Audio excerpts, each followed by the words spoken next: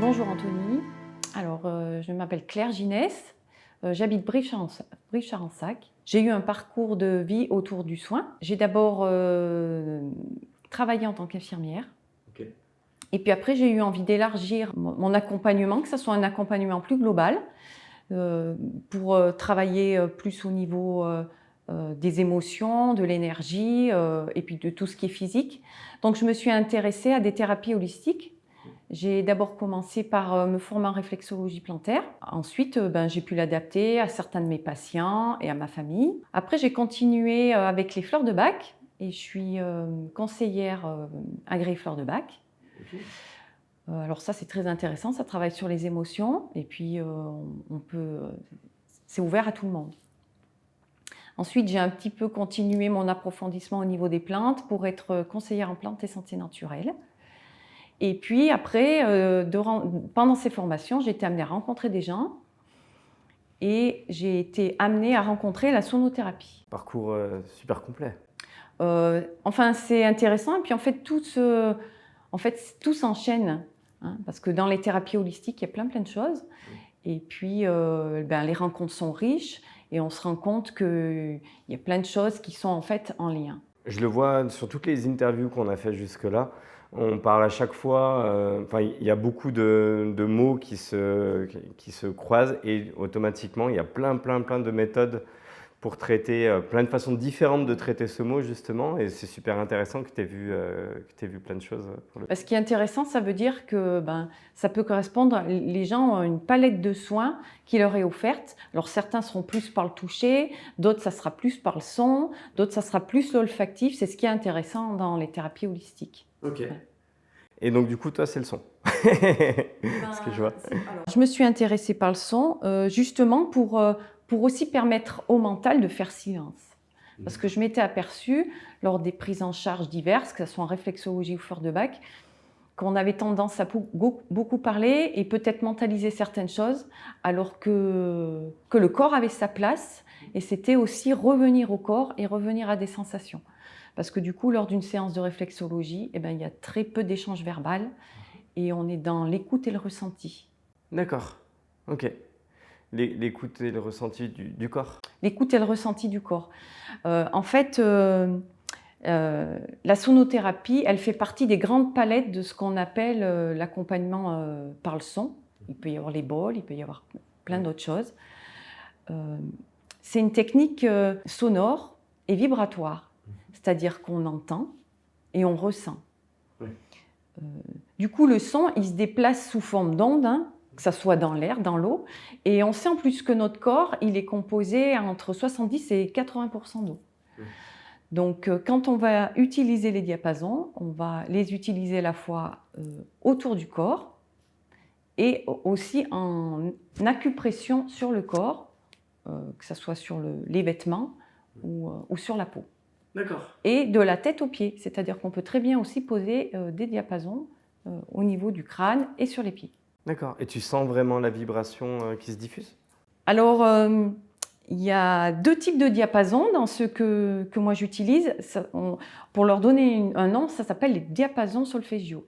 Alors, juste pour t'expliquer un petit peu, quand même, qu'est-ce que c'est les diapasons solfégiaux? C'est une ancienne gamme de fréquences de 6 notes qui part du ut, ré, mi, fa, sol, la.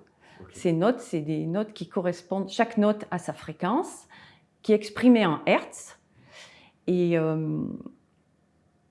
qui est à la fois dans les diapasons solfégiaux, la particularité, c'est qu'elle est à la fois liée à une note, à une couleur et à un chakra. Donc là, tu le vois sur la palette, ça correspond aux différents chakras, le chakra sacré, chakra de racine, pardon, chakra sacré, chakra solaire, le chakra du cœur, le chakra de la gorge et le chakra coronal. Voilà. Donc moi, j'ai deux gammes de diapasons, ce qu'on appelle les diapasons éthériques. Okay. Éthériques, ça veut dire que je vais les utiliser autour du corps et surtout en écoute. Parce que lors d'une séance, en fait, on commence par heurter un diapason, le faire vibrer, le faire écouter à la personne, aussi bien à l'oreille droite qu'à l'oreille gauche, pour en fait harmoniser les deux hémisphères. Ok. Et puis après, en fonction, si c'est des diapasons éthériques, on va être sur l'aura de la personne, donc à distance du corps, et on va les faire vibrer. Et par contre, si on utilise les diapasons corporels, comme leur nom l'indique, eh ben, on va les utiliser sur le corps. D'accord. Voilà. Ouais. Alors, lors d'une séance, en fait, on peut utiliser les deux. Hein, il y a un mélange des deux. Si on voulait présenter les diapasons, un diapason, en fait, c'est composé c'est une fourche, en fait. Hein. C'est une fourche avec 2 branches et un pied. Hein. Quand on les heurte, il y a une vibration et un son qui est émis. Et on les fait écouter à la personne. Voilà. La différence entre ces diapasons et ceux-là, c'est que ceux-là, ils sont en plus ce qu'on appelle lestés, c'est-à-dire qu'ils ont 2 lestes au bout des fourches, ce qui permet d'avoir une fréquentation plus basse. Là, ces diapasons, ceux-là éthériques et les diapasons corporels, la fréquence, là, elle est 4 fois plus basse. Pourquoi 4 fois? Parce qu'en fait, il faut qu'elles se ressentent au niveau du corps. Donc, quand on va les placer sur le corps, il faut que ça soit des fréquentations plus basses et qui agissent au niveau des cellules de notre corps. D'accord. Ok. Voilà. Parce qu'en fait, on n'entend pas, je ne te l'ai peut-être pas précisé, mais on n'entend pas que par nos oreilles. On entend aussi par tout notre corps. On le voit bien hein, quand on va à un concert, si on est près d'une baffle, ou même quand on écoute une musique dans la voiture un peu forte, on les sent ces vibrations. Les vibrations, en fait, elles nous entourent de partout. Et d'ailleurs, on dit que dans l'univers, tout est vibration. Mais et puis d'ailleurs, tu parles de ça, et c'est les personnes malentendantes, pour le coup, qui peuvent très très bien ressentir la musique et puis savoir le type de musique qu'il peut y avoir ensemble, en face. Et puis, Alors tout à fait, et d'ailleurs, la sonothérapie, elle est aussi utilisée, éduquer l'oreille, et dans le travail en médecine, c'est aussi utilisé. D'ailleurs, il y a des fréquences qu'on utilise, peut-être pour les appareillages auditifs, enfin il y a plein de choses qui sont... le son est utilisé pour beaucoup de choses. On n'est pas sur les mêmes notes que... tu m'as parlé de ut, par exemple, qu'on entend, Voilà. que j'avais jamais entendu. La gamme solfégio, c'est une ancienne gamme qui comprenait les citons, que je te disais tout à l'heure, qui part du ut au la. En fait, cette gamme, elle était issue de chants grégoriens, donc on appelle ça de musique sacrée. Hein. Cette musique sacrée, elle était beaucoup utilisée avant, à l'époque des chants grégoriens, où les messes étaient dites en latin, tout ça. Et cette musique avait un petit peu disparu, où on avait voulu un petit peu peut-être la faire disparaître, parce qu'on disait que c'était une musique qui permettait une ouverture de conscience. D'accord. Alors voilà, l'histoire dit que peut-être au temps du pape Grégoire I, cette musique a été un petit peu retirée. Et puis, elle est réapparue parce qu'en fait, ça disparaît complètement, pratiquement pas. On les a retrouvés, soi-disant qu'il y a des traces au niveau des archives du Vatican. Et cette musique a été retrouvée et elle a été réapparue parce que des scientifiques, des thérapeutes, des énergéticiens s'y sont intéressés en fait. Et voilà, maintenant, il y a plein de façons d'utiliser la sonothérapie. Alors moi, là, j'ai la gamme de la sonothérapie du solfège sacré, mais il en existe plein d'autres. D'accord. Il existe beaucoup, beaucoup de diapasons. Alors celui-là, par exemple, c'est le diapason Om. On dit que c'est le diapason de la vibration de la Terre. D'accord. Alors si je le percute, on ne l'entend pas, on le voit vibrer en fait. Oui. Et si je te le mets, on va essayer, hein ? Je me permets de te le mettre sur le genou ou sur le poignet. Ouais. En fait, voilà. Toi, tu vas le sentir vibrer au niveau de ton corps. Oui. Donc, ceux-là, c'est les diapasons corporels. Et c'est ce que je te disais tout à l'heure. On les utilise sur le corps et comme des points d'acupressure. Alors que les autres diapasons, puisqu'on y est, on va les écouter. Celui-là, c'est un diapason où on va entendre la vibration sonore vraiment dans la pièce. Voilà. Donc ça, c'est un diapason éthérique. Et ce qui est intéressant aussi, autour du corps...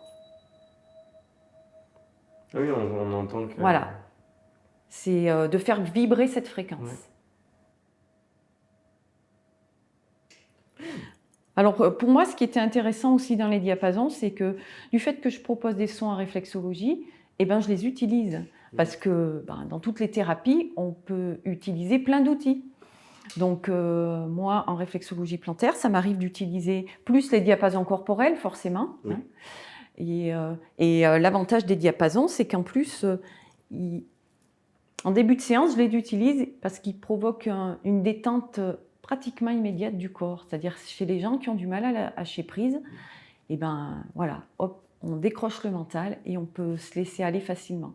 Donc c'est vrai que ces deux diapasons, les deux diapasons hommes, je les utilise en audio et puis après en acupression sur le corps, souvent en début de séance, même au niveau de la réflexologie. Mais ça peut être aussi au niveau des fleurs de bac, parce que quelqu'un vient pour une séance, tu sens que c'est une personne un peu stressée, et ben tu peux faire vibrer un ou deux diapasons, voilà, pour mettre une ambiance plus détendue pour la séance. Et en fait, voilà, c'est un outil de lâcher prise. Diapason correspond plutôt à une typologie de personne ou alors non, ça dépend. Il n'y a pas de typologie de personne. En fait, le son, il peut être écouté, tout le monde peut écouter du son. Même les gens qui ont des appareils auditifs, eh ben, on fera beaucoup plus attention. Par exemple, ils seront plus sensibles peut-être au son aigu, et dans les diapasons de son aigu, ben, on évitera de les mettre trop près de l'oreille, ou on fera des petits essais avant. Mais en fait, tout le monde peut avoir recours à la sonothérapie. Les couleurs, comme je te disais tout à l'heure, c'était plus lié au chakra du cœur, donc au centre d'énergie qu'on a tous. Hein. Mais en fait, chaque diapason peut être utilisé, j'allais dire, un peu n'importe où sur le corps. Parce que lors d'une séance de diapason, il n'y a pas de protocole établi. Oui. C'est-à-dire qu'on fait en fonction de ce qui est dégagé. C'est-à-dire que les diapasons éthériques, quand tu les mets autour du corps, des fois on peut sentir des distorsions parce que le diapason ne se déplace, n'a pas une rotation normale. Donc en le faisant vibrer, on essaye de rééquilibrer cette distorsion et après ben, les choses se mettent en place. D'accord. Et dans un second temps, si on voit que c'est un peu résistant, ça veut dire que c'est peut-être un peu plus ancré, un peu plus dans le corps, et bien à ce moment-là on utilisera des diapasons corporels. C'est la personne qui vient, tout est vraiment personnalisé. Quand la personne vient, moi je ne sais pas d'avance quel diapason je vais utiliser. J'utilise aussi des pierres, j'utilise aussi des fois un cristal de roche.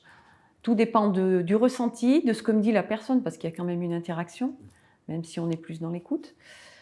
Et on est plus dans l'échange de nos ressentis. Oui. C'est souvent où justement on sent qu'il y a des sons qu'on n'aime pas du tout entendre, qu'on n'a pas envie, et puis il y en a d'autres qui nous font du bien. Alors c'est vrai, c'est important ce que tu dis, parce que moi ça m'était arrivé lors d'une séance, une jeune fille à qui au départ j'avais commencé une séance avec des diapasons donc, de notes plus aiguës, puisqu'on disait qu'ils sont 4 fois plus aigus que les corporels, et en fait je sentais qu'elle n'était pas à l'aise et je lui ai demandé. Et elle m'a dit oui, elle m'a dit les sons trop aigus me gênent un petit peu. Donc j'ai fait différemment, c'est-à-dire qu'au départ on les présente vers les oreilles, mais en fait je les ai présentés plus au-dessus de son corps, et en fait après je me suis plus orientée sur les diapasons corporels. Oui, donc tu peux t'adapter à chaque fois en plus. Et ben, les bienfaits de la sonothérapie, au départ, c'est libérer les tensions et les dysfonctionnements enfin, qu'on peut avoir. Donc ça peut être à la fois des soucis, enfin des tensions, d'émotions, on va dire émotionnelles, ou des tensions physiques. Voilà. Du coup, ça améliore la santé parce que plus on est apaisé, meilleure est notre santé. C'est aussi un booster d'énergie parce que les vibrations, c'est aussi de l'énergie. Hein, donc ça te rééquilibre tes énergies, ça harmonise la personne, ça défait les blocages. Ça améliore la santé parce qu'on y retrouve des améliorations dans la qualité de sommeil et dans plein de choses autour de la santé. En fait, c'est vraiment intéressant. Les gens viennent te voir pourquoi en général? Donc, troubles du sommeil? Les gens au départ, moi je trouve que les gens que je reçois, ils veulent surtout avoir un moment d'apaisement parce que on peut faire différentes choses. En fait, quand la personne vient, elle vient surtout pour passer un moment d'apaisement, de relaxation. C'est après, au cours de la discussion, qu'on peut se rendre compte, oui, qu'elle a des tensions ou qu'elle a envie de poser une intention. Moi, je le demande toujours quand même en début de séance. Pour quelle intention vous êtes venu? Alors, il y a des gens qui disent, ça peut être aussi une séance découverte. Il y a des gens qui aiment le son, qui sont musiciens, qui ont envie de découvrir le son ou qui ont envie d'avoir une séance, comme je te disais, qui permet de mettre le mental au repos et qu'on soit moins dans l'oral et plus dans le ressenti. Et puis d'autres qui ont des tensions sur le corps ou qui veulent améliorer comment on peut dire, leur vie en général, quoi. Se libérer de tension. Oui. Donc en soi, c'est l'apaisement, la reconnexion au corps, la reconnexion aux sensations. Oui. Ok.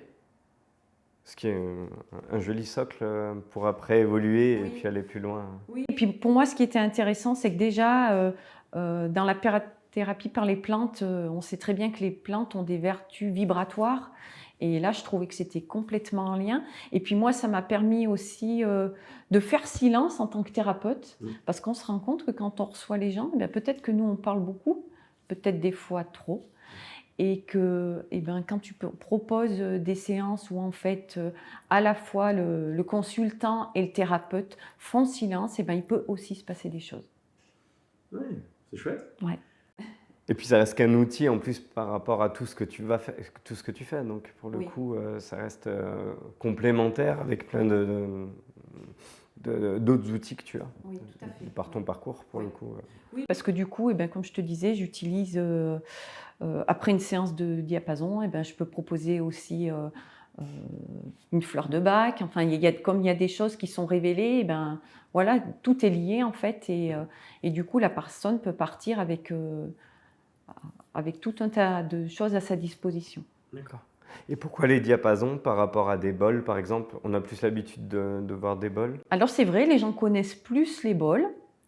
Alors moi-même, j'ai eu déjà une séance de bol. C'est assez intéressant.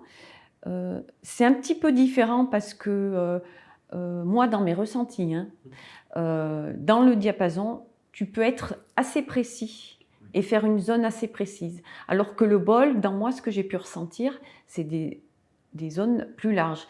Et puis, d'un côté pratique, moi, tu vois, j'ai pu venir te rencontrer très facilement avec mes diapasons. Parce que je les mets dans une petite sacoche. Je peux même, ça m'arrive même, quand des fois je pars en formation ou partir en vacances, d'emmener 1 ou 2 diapasons. Et c'est très facile à mettre dans une valise.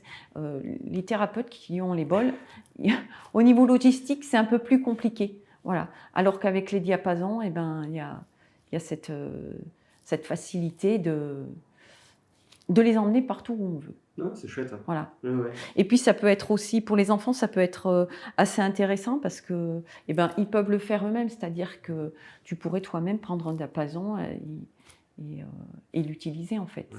En fait, il ne faut pas comment dire, le diapason est aussi utilisé en musique pour raccorder les instruments de musique. Hein. Le La du diapason, le La dans l'accordage des instruments de musique.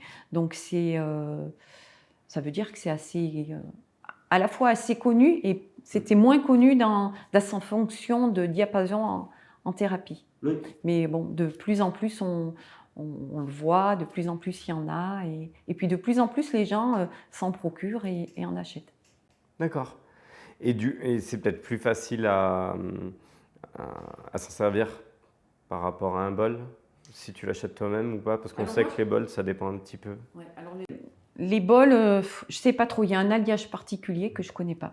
Dans les diapasons, ils sont en aluminium médical, donc c'est très léger, hein. Et c'est pas du tout les mêmes fréquences que les bols. Hein. Oui. Voilà. On est dans des fréquences assez différentes, mais ça peut être très complémentaire parce que moi, le soin que j'avais reçu en bol, je trouvais aussi que c'était à la fois très intéressant et que ça pouvait être très complémentaire. Oui, oui, d'accord. Et c'est pareil, il faut des diapasons particuliers, j'imagine. Enfin, tu n'achètes pas n'importe quoi, à mon avis. Alors, moi, c'est la gamme solfeggio. Après, tu as plein de fréquences de diapason. Hein. Donc ça, c'est la fréquence Ohm. C'est la fréquence, on dit que c'est l'énergie de la Terre. C'est la fréquence 131,1. Après, quand on est sur, par exemple, le chakra du cœur, ça, c'est la fréquence, au niveau éthérique, c'est la fréquence plus haute qui correspond à une fréquence de 839. Et au niveau corporel, c'est à une fréquence de 159. Donc, voilà. Ah oui, c'est pas les mêmes fréquences Non. que corporelle Non. et éthérique. Ça, c'est beaucoup plus. Celles-ci, elles sont 4 fois plus hautes. Voilà. Parce que voilà, elles n'agissent pas sur les mêmes plans, en fait. Beaux objets. Enfin, Oui, on voit ils que- sont jolis. Enfin, alors, ce qui est bien, c'est intéressant aussi la couleur, parce on sait très bien que les couleurs aussi ont une influence, rien que les couleurs qu'on porte, hein, qui ont une influence aussi sur nos vies. On est plus attiré par certaines couleurs. Et parfois, justement, en séance, il m'arrive de demander aux gens, on va travailler sur telle tension que vous avez dans le corps, quel diapason vous souhaitez qu'on utilise. Ça peut être ça aussi. C'est pas parce qu'on dit que tel diapason est plus pour le chakra coronal qu'il faut l'utiliser au niveau du haut du corps. En fait, il faut. Moi, je trouve que dans toute thérapie, il faut apprendre et désapprendre. C'est-à-dire, on apprend à connaître notre instrument, puis après, il faut désapprendre et se faire notre propre pratique et laisser aussi la personne qui vient avoir son soin, lui laisser cette possibilité de... C'est elle qui sait en fait ce qu'il lui faut et dont elle a besoin. Donc, lui laisser cette possibilité de savoir par quel diapason elle peut être attirée et faire une séance là-dessus. C'est intéressant. Vu que tu travailles en plus sur la reconnexion à soi, au corps et à nos ressentis, et donc nos besoins, nos envies, c'est super intéressant que tu laisses choisir et que ce soit pas toi qui fasses tout avec la personne qui s'allonge. Et puis, Oui, c'est pour ça que je fais toujours un peu une petite présentation de mes diapasons en début de séance, en fait. Et puis, présentation. J'explique un peu ce que c'est le son, ce que c'est la vibration. Alors, sur le salon, je vais amener ma table, parce que ce que je n'avais pas expliqué, c'est qu'en fait, une séance de sonothérapie ou de diapason, on la fait en général plus facilement allongée. Je pourrais te faire une séance assis. C'est pas pareil, on n'est pas dans la même détente, mais on peut le faire aussi. Donc moi je vais apporter ma table de soins et je vais proposer que les gens ressentent ce que c'est une vibration. Après une séance c'est pas forcément possible, mais déjà sentir ce que c'est une vibration autour de soi, une vibration sur soi. Et puis après, j'expliquerai comme on le fait un petit peu aujourd'hui, par l'intermédiaire d'une petite interview, enfin une petite conférence, comment je les utilise et qu'est-ce que les gens peuvent venir chercher en venant à une séance de diapason. Dans notre environnement, il y a toujours des bruits. Il faut, bien sûr, que moi, quand je fais une séance, on se met au calme, mais quelque part aussi, c'est permettre aux gens des fois de se mettre en lâcher prise, mais alors qu'il y a d'autres bruits sonores. On peut aussi se concentrer d'autant plus sur les vibrations.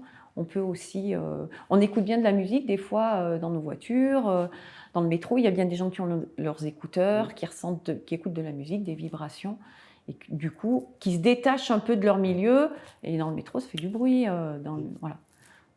Donc c'est possible. C'est possible, même dans un endroit où il y a un fond sonore, c'est possible d'écouter le diapason et de ressentir de la vibration de diapason. Tu as un cabinet, tu as quelque chose, ou alors c'est une pièce chez toi? Comment est-ce que tu travailles? Pour l'instant, j'ai un espace chez moi. Et prochainement, là, aux alentours du mois de mai, plus mai-juin, je vais avoir un local sur Brive-Charensac. Voilà.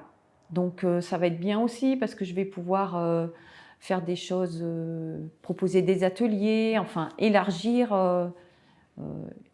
la connaissance sur les diapasons pour les gens qui seront intéressés pour en savoir un peu plus ou pour venir à plusieurs sur un atelier de séance de diapason. Génial. Oui, tu fais des ateliers en groupe aussi? Alors on peut faire des ateliers en groupe avec une thématique qui peut être, par exemple, un chakra, puisqu'on parlait des chakras et des couleurs. Dire, on travaille, par exemple, tiens, on va travailler l'enracinement. Ça peut être donc avec le chakra corporel. On pourra utiliser des huiles essentielles, on pourra utiliser plein de choses. Donc, il y a, voilà, j'ai plein d'idées pour faire découvrir, voilà, tout ça, quoi. Puis, génial. Et on te retrouve comment? Comment est-ce que les gens prennent rendez-vous en règle générale? Alors, on peut me retrouver sur les réseaux sociaux, sur Instagram, Facebook. J'ai un site aussi internet. Alors, j'ai appelé mon site Flore et Son. Flore parce que j'ai fait des formations sur la flore et son par rapport au diapason. Génial. Voilà. C'est facile à trouver comme ça, c'est parfait. Fleur et son. Ça marche. Au top. Je ne sais pas si tu voulais rajouter quelque chose, s'il y a quelque chose qu'on n'a pas abordé. Je t'avoue que je ne maîtrise pas, alors du coup, c'est super intéressant pour moi. C'est bien, on a parlé. Notre échange a été intéressant. Oui. Voilà, moi j'ai juste envie de dire, accordez-vous, on parle de séance d'accordage, donc je dis accordez-vous un moment de soin, un moment de lâcher prise autour des sons et pourquoi pas autour des diapasons.